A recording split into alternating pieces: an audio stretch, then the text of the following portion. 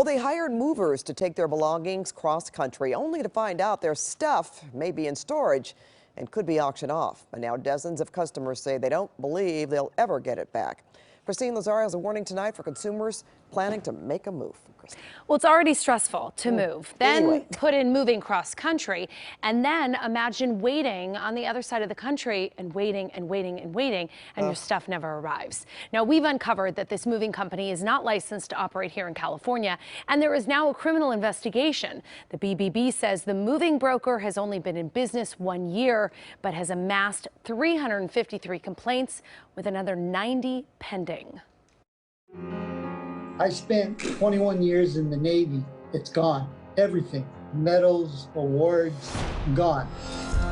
Watching my 84-year-old mother-in-law cry on a daily basis for weeks was heart-wrenching. This is my baby's photos. This is my son's toys, and this is my life. What was supposed to be a new chapter in their lives turned into a never-ending nightmare. I want my things back, but more than that, I just want these people to be exposed. Last April, Maribel Moses and her boyfriend were looking for a moving company to relocate them from LA to Vermont, where Maribel was starting law school. Throughout that process, you kind of receive a bunch of solicitous phone calls. So I answered the phone. It was a company called Gold Standard Moving and Storage. When moving day arrived in July, the movers were 3 days late and not what Maribel expected. So they finally show up in an Enterprise rental truck. That's when Maribel says she learned Gold Standard is a broker and they hired East Freight Logistics to do the move. Maribel researched East Freight and was hit with a litany of negative reviews. She says she tried to back out, but Gold Standard told her it was too late to cancel without forfeiting her $1,300 deposit. We were given the utmost reassurance that our things would be delivered safely. Maribel's contract gave an estimate of 7 to 21 business days for delivery. August passed, then September. By October, Maribel was frantic. My boyfriend had his childhood, his yearbooks and his family photos that he travels with. I had, jewelry that my grandma gave me every year for Christmas. Maribel soon learned that she is not alone.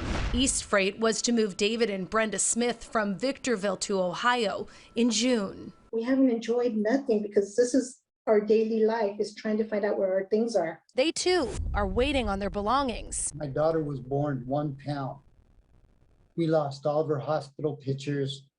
We lost her graduation pictures. Christy Clark moved cross-country to Florida in June. She also hired Gold Standard, not knowing they were only a broker. On day 80 of waiting for her belongings to arrive, she says she called East Freight Logistics. And she told me I can wait 10 to 14 more days, or I can go to California and get my stuff. So she did. And when she arrived at the storage facility where her things were being held, she says the rent hadn't been paid, so her belongings were going up for auction. They had suggested that I might wait around in Victorville and try to bid for my own stuff. Christy called the local police and was able to get her things, but she says she saw other people's belongings in the same storage unit. And that means there's a lot of people that'll never get their things back, and that's heartbreaking. According to the state's Department of Consumer Affairs, East Freight Logistics is not licensed to conduct moves of household goods in California. And this year alone, it has 99 complaints on file with the U.S. Department of Transportation, most of those for not delivering goods. Just this month, Gold Standard had its broker authority revoked, meaning it's officially out of business until it's reinstated. Carrie Clark, no relation to Christy, didn't realize East Freight would be moving her to Florida until a rented truck pulled up to her home in June. Weeks later, when her belongings were nowhere in sight, I called and called and called. My phone number would get blocked. Carrie was out of work, so researching East Freight became her obsession.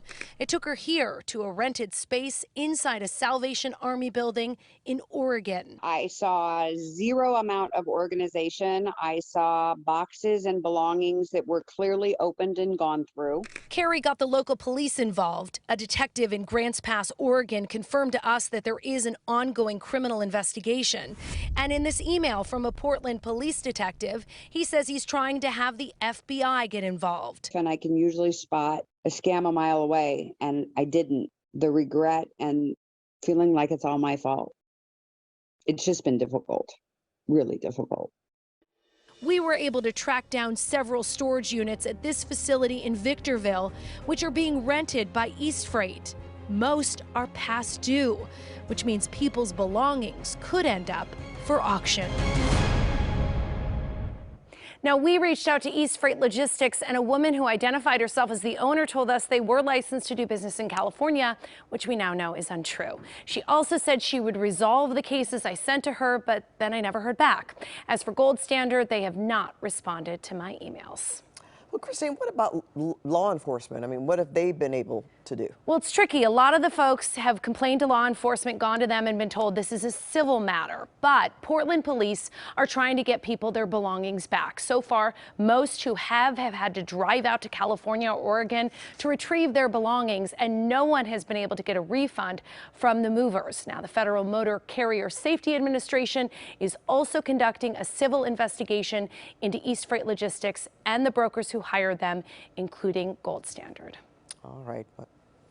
It's mind-boggling. My best advice is to really research, check for those negative reviews, and make sure who you hire is not a broker. If they are a broker, then ask them, who are you going to be farming my job out to, and then research them. So if not, just go with the company.